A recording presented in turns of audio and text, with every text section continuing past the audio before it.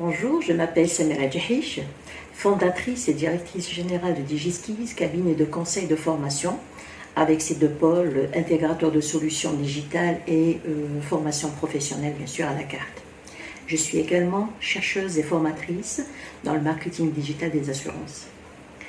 J'ai un parcours professionnel de plus de 25 ans, commençant d'abord dans l'enseignement supérieur, ensuite en entreprise, avec des fonctions marketing et managériales, dans l'univers ID Secure dans le premier temps, la sécurité des données. Ensuite, je bascule vers les assurances en tant qu'experte passionnée par le marketing digital. J'accompagne les organisations qui souhaitent donner un sens à leur stratégie marketing et c'est là où je me suis brillamment distinguée. Je suis membre dans la commission entreprise université du groupe GAN, groupement algérien des acteurs du numérique. Je suis également ambassadrice du cluster Digital Africa qui fait un travail extraordinaire sur l'intelligence collective.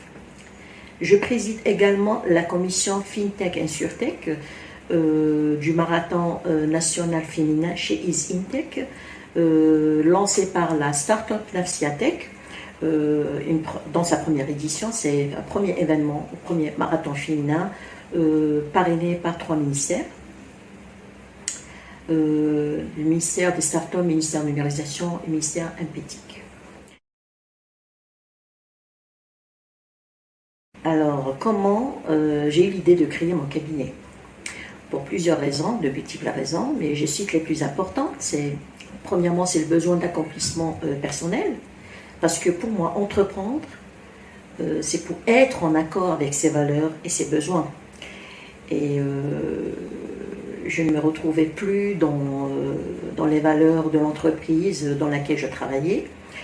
Et donc j'ai voulu créer mon cabinet, histoire de travailler en paix avec moi-même et de m'accomplir pleinement. La deuxième raison, c'est la passion.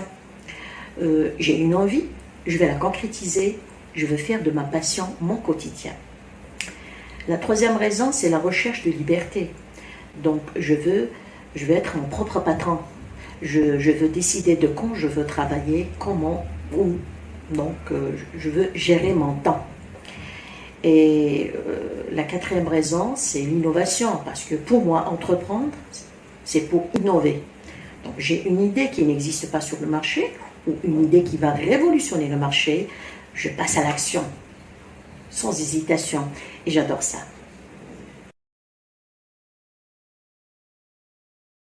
Comment le fait d'être entrepreneur a-t-il affecté ma vie de famille?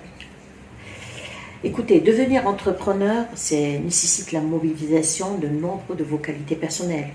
Donc vous avez le sens du contact, du service, la persévérance, l'empathie, la résilience, la patience, et la liste elle est longue. Et tout ça nécessite énormément de temps. Il ne s'agit pas d'ailleurs seulement du temps de travail effectif, mais de votre disponibilité intellectuelle, la disponibilité du cerveau.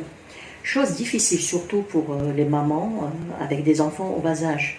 Moi au départ, je ne pouvais pas m'engager de peur de ne pas pouvoir honorer ces engagements.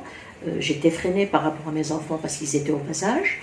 Je peux vous garantir ce genre de situation, pas mal de mamans sont passées par là, ce genre de situation risque d'ébranler l'équilibre de votre ménage.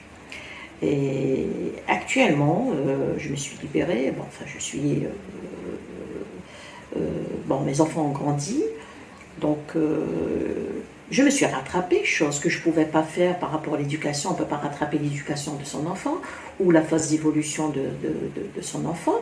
Je me suis rattrapée et je me concentre sur le cœur de mon métier, ma passion. Et j'avoue que j'arrive quand même à concilier actuellement efficacement entre mon travail, mes projets, ma recherche, ma passion et ma vie de famille.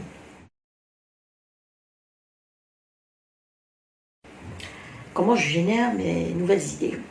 Alors, le premier facteur déclencheur, ce sont les nuits blanches. Je dors très mal. Et grâce à ça, j'ai adopté la méthode, le sketch sound.